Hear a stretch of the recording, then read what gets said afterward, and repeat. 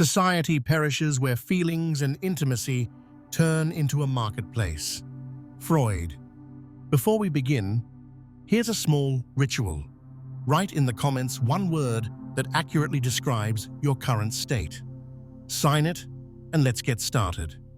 The era has turned upside down. For centuries, the script was simple. Women chose, women allowed or rejected, and men fought for their attention. Today, that order has collapsed.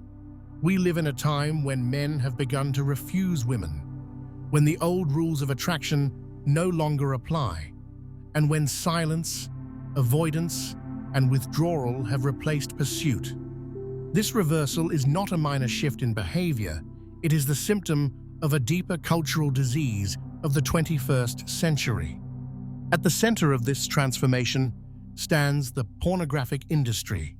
It is not just entertainment, not just a shadow corner of the internet, but one of the most powerful forces shaping human intimacy. With one effortless click, a man can access the illusion of any woman in the world. No more risk of rejection, no more need to face his own insecurity, no more effort to win someone's attention. Desire that once required courage, patience, and vulnerability is now replaced by instant images and artificial ecstasy. What once demanded real human connection has been outsourced to pixels. This is the heart of the crisis. A generation of men has been conditioned to satisfy themselves in isolation. They no longer have to risk being hurt, no longer need to confront the complexity of female choice, no longer need to step into the arena of intimacy where they might fail. Instead, they turn inward, creating secret rituals with a glowing screen, convincing themselves that their hunger is fed. But the hunger is never fed. The more they consume, the more empty they feel, and the more distance grows between men and women. For women, this is experienced as rejection, and it cuts deeply. The pain of being refused is not just about intimacy, but about identity. The problem of this century is not that women are less attractive, not that they have less value, but that men are caught in a web of endless stimulation that makes no single woman enough. The lie of pornography is that satisfaction is possible without intimacy, that fantasy can replace flesh, that escape can replace presence. And men who buy into this lie eventually find themselves refusing women, not because they do not want them, but because they have lost the capacity to truly meet them. If you feel these words resonate, if you sense the truth behind them, subscribe to this channel. Let this message spread to others who are trapped in silence. And join the Telegram community, where we go deeper into what most people are too afraid to say aloud. This is not about shame, this is about breaking illusions, because only by naming the disease can we begin to heal. It did not happen overnight. The empire of pornography grew quietly, feeding on technology, feeding on loneliness, feeding on the deepest instincts of the human body. What once was hidden in magazines or forbidden theaters has become the most accessible substance on the planet. With the rise of the internet, it spread like fire, unstoppable, penetrating every home, every phone, every restless night. It promised freedom, excitement, variety without end. But beneath that promise lies a machine of dependency that reprograms the male psyche from within. In the past, desire required presence. A man had to step into the uncertainty of interaction, risk humiliation, face rejection, endure the discomfort of vulnerability. To meet a woman, he had to reveal himself, offer something of value, confront his fear. That struggle forged growth. It demanded maturity. It demanded courage. But now, the effort is unnecessary. A man can sit in the dark, click a button, and be transported into endless illusions where no courage is required and no rejection is possible. He becomes the ruler of a false kingdom, where every fantasy obeys his command, yet in reality, he is a slave to the screen. The power of this empire is not only in its accessibility, but in its design. Every image, every clip, every algorithm is built to hook the brain through novelty, through escalation, through the endless promise of something new just one click away. The brain learns to crave the spike of dopamine again and again. Ordinary touch, ordinary intimacy, even ordinary beauty begin to feel dull compared to the overstimulated images that flood the screen. Real women cannot compete with the synthetic perfection of constant novelty, and slowly men lose the ability to respond to what is real. This is why men are walking away, not because they no longer desire women, but because their desire has been hijacked. Their nervous systems are rewired, their patience eroded, their capacity for real connection drained. Women look at men and see disinterest, coldness, withdrawal. But what they do not see is the silent cage behind his eyes, the endless cycle of self-soothing with images that leave him emptier each time. This cycle grows until the man is no longer rejecting just women.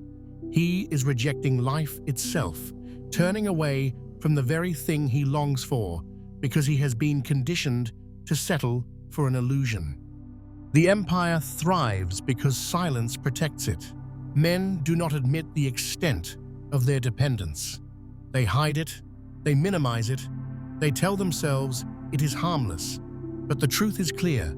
This industry has conquered intimacy, has colonized the male psyche, has reshaped an entire generation. It is not a private weakness, it is a cultural crisis. And the longer it remains unnamed, the deeper the chains grow.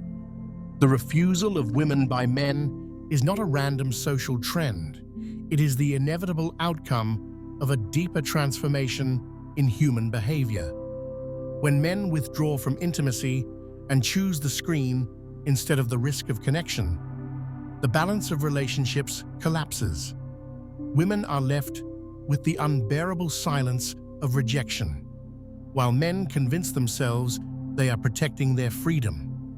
Yet this avoidance is not freedom, it is imprisonment in disguise. The problem of the 21st century is not that men stopped wanting women, but that men have lost the ability to approach them with courage, patience, and presence. The desire is still there, but it is filtered through a system that rewards escape over engagement. This has massive consequences for society. The first and most visible is the epidemic of loneliness. Across the world, more people live isolated, disconnected, and emotionally starved than at any other point in history. Men retreat into private worlds of stimulation, and women feel abandoned, unseen, undesired. This separation is not only personal, but structural, reshaping the very fabric of families and communities. When intimacy collapses, families collapse, and when families collapse, the foundations of culture begin to erode. The silence between men and women becomes the silence of entire nations, where connection is replaced by distraction. Another consequence is the decline of birth rates. Fewer couples form, fewer children are born, and populations begin to shrink. Economists and politicians talk about this as a demographic problem, but at its root, it is a psychological problem. Men no longer feel the urgency to fight for a partner, to commit, to carry responsibility. The energy that once built families is spent in isolation, burned in the endless repetition of private release. A society cannot thrive when its men are absent, when they no longer stand present in the reality of relationships but hide behind screens. On an individual level, The consequences are equally severe. Men experience shame, self-hatred, and confusion. They wonder why nothing feels enough, why they feel so empty even after satisfaction.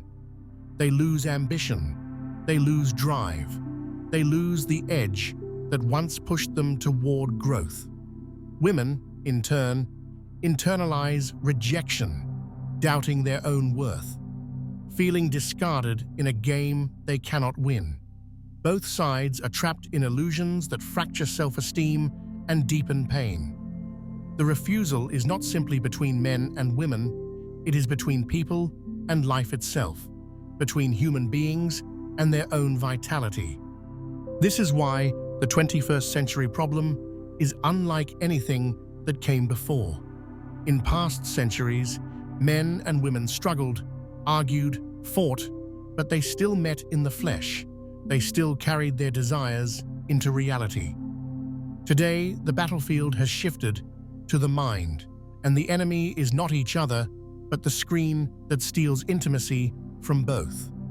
The longer we deny this truth, the more disconnected we become, until the refusal of women by men is no longer just a relationship issue, but a crisis of human survival itself.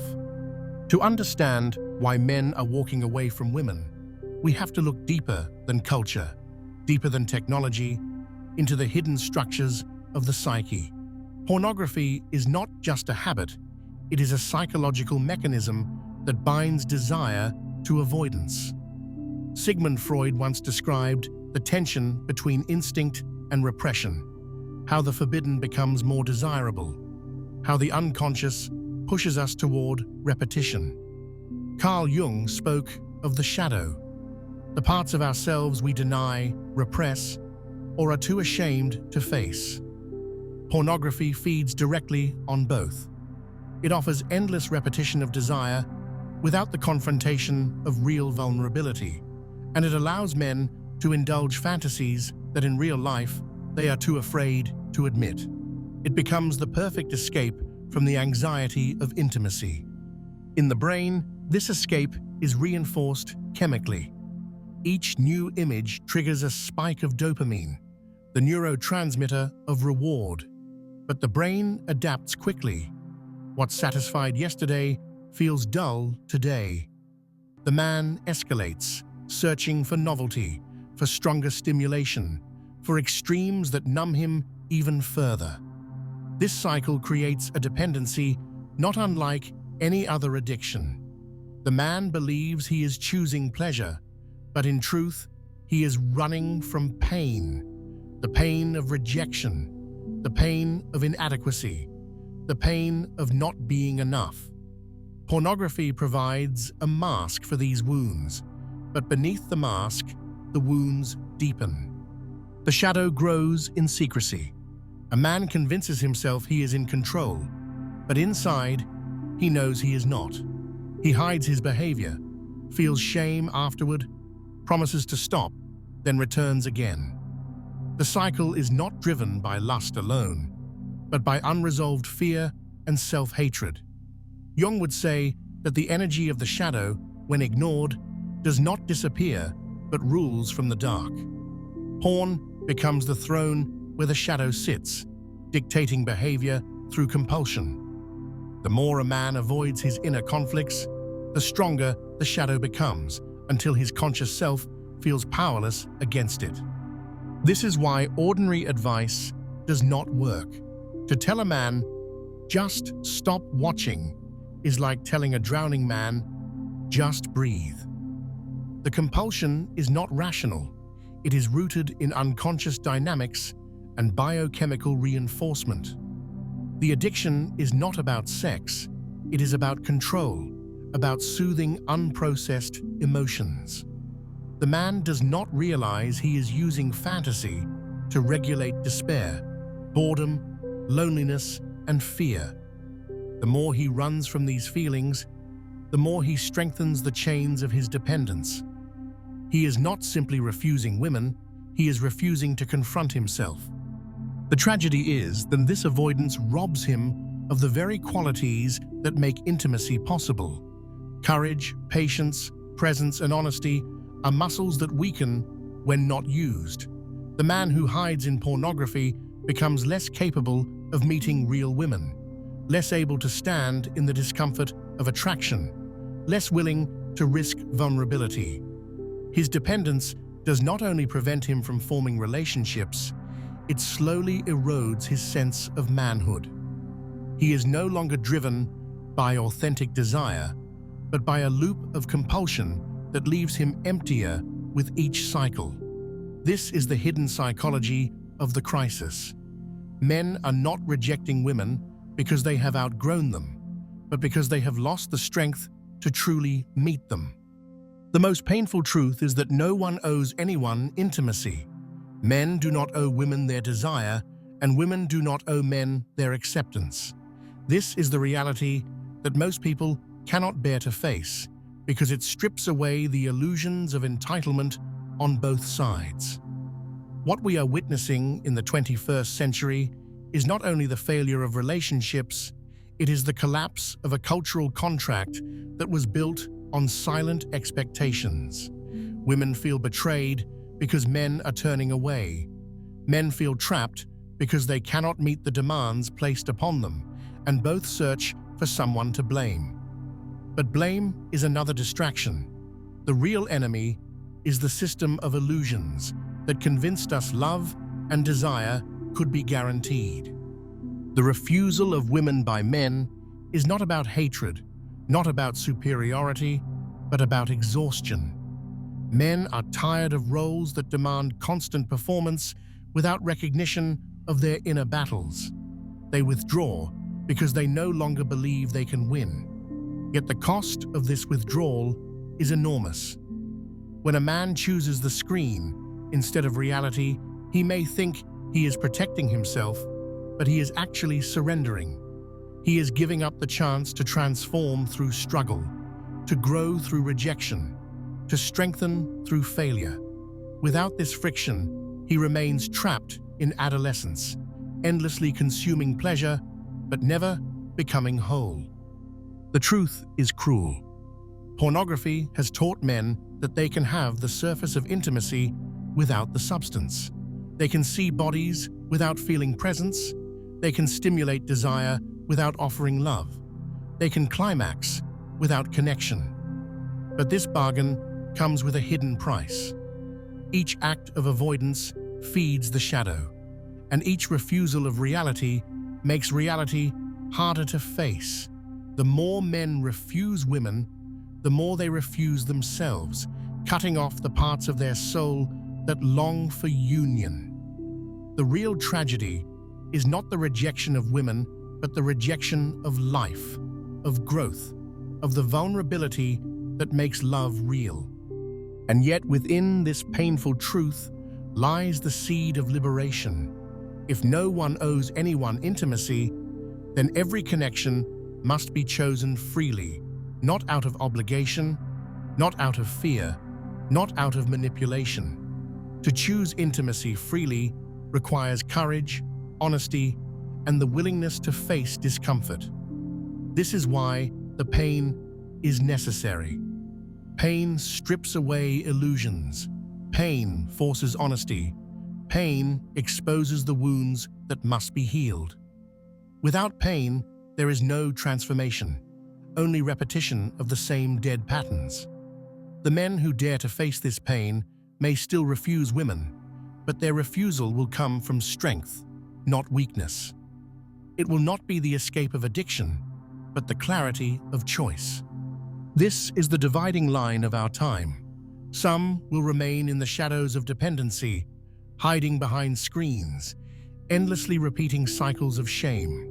Others will step into the fire of discomfort, confront their own emptiness, and reclaim their capacity for real love. The painful truth is that this decision cannot be avoided. Every man must choose whether his refusal will be an act of fear or an act of freedom, and that choice will define not only his relationships, but his very humanity. Breaking free from this cycle requires more than willpower. It requires honesty, the kind of honesty most men spend their lives avoiding. The first step is to admit the scale of the dependency, to stop pretending that it is just a harmless habit or a minor indulgence. Naming the problem strips it of secrecy. Shame thrives in silence, and silence is what has kept millions of men chained. To speak the truth, even to oneself, is to begin loosening the grip of the shadow. Without this confrontation, no progress is possible. The second step is learning to observe rather than obey impulses.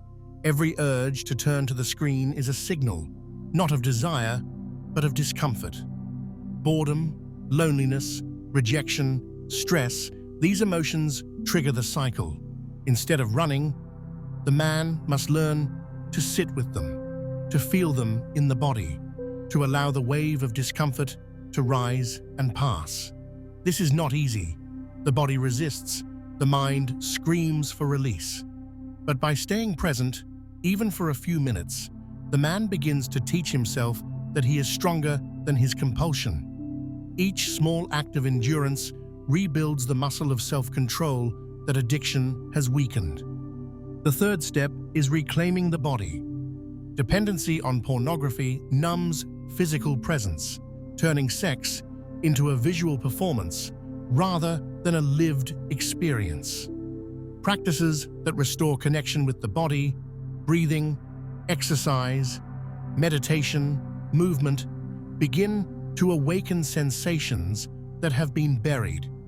This is not about replacing one ritual with another, but about returning to the raw aliveness of the body. When a man feels grounded in his own body, he no longer needs to escape into images. He can begin to experience desire as energy, not just as compulsion. The fourth step is working with the shadow. Jung taught that the parts of ourselves we deny become our masters. Addiction is often an attempt to silence shame, fear, or anger. By acknowledging these emotions, writing them down, speaking them aloud, allowing them to be seen, a man begins to integrate them. The more he faces his darkness, the less power it has over him. This integration does not eliminate desire, but it transforms it into something conscious, something that can be guided rather than obeyed blindly. The final step is community. No man can fight this battle entirely alone. Isolation is the soil in which addiction grows, and connection is the soil in which it withers. To share honestly with others, to admit struggle, to hear the stories of men facing the same war creates strength. It creates accountability, hope, and courage. Men must find spaces where truth is spoken without judgment, where struggle is not ridiculed but honored as part of the path. This is where healing accelerates, where shame loses its hold, and where men begin to remember that they are not broken, only disconnected. The path out is not about becoming pure, not about erasing desire, not about living without struggle. It is about reclaiming choice, reclaiming presence, and reclaiming life. It is about transforming pain into fuel for growth, rather than an excuse for avoidance. Each man who takes this path begins to shift the balance, not only in his own life, but in the culture around him. The refusal of women will no longer be the result of addiction and exhaustion, but of clarity and strength. And from that place, real intimacy becomes possible again. The future of masculinity depends on whether men choose to confront this crisis or remain trapped in it. The refusal of women has become a defining symptom of the 21st century, but it does not have to be the end of intimacy.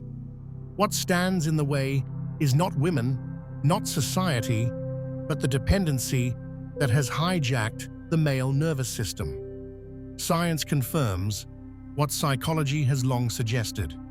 Repeated overstimulation rewires the brain, making natural intimacy feel weak compared to artificial extremes.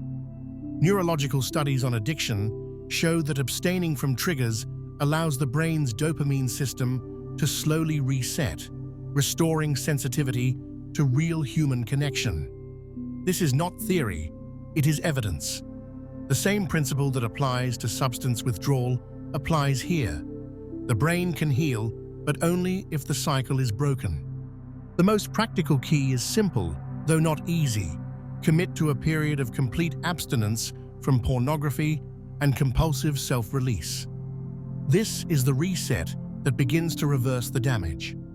Research has shown that after several weeks, men begin to experience stronger motivation, deeper emotions, and a return of genuine attraction to real women. This abstinence is not about repression, it is about reclaiming energy. Every time a man resists the old pattern, he redirects energy back into his body, his goals, his relationships. That energy is what builds presence, confidence, and vitality. Without reclaiming it, no strategy will work. With it, change is inevitable.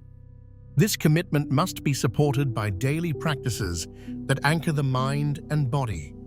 Journaling every urge, moving the body through exercise, and replacing the screen with meaningful activity all reinforce the new path. Facing loneliness directly, rather than masking it with stimulation, teaches resilience. Meeting the shadow, instead of avoiding it, creates integration. It is not a quick fix. It is a discipline. But it is through discipline that freedom is regained.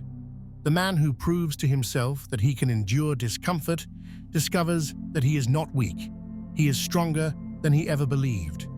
And this strength is what makes true intimacy possible.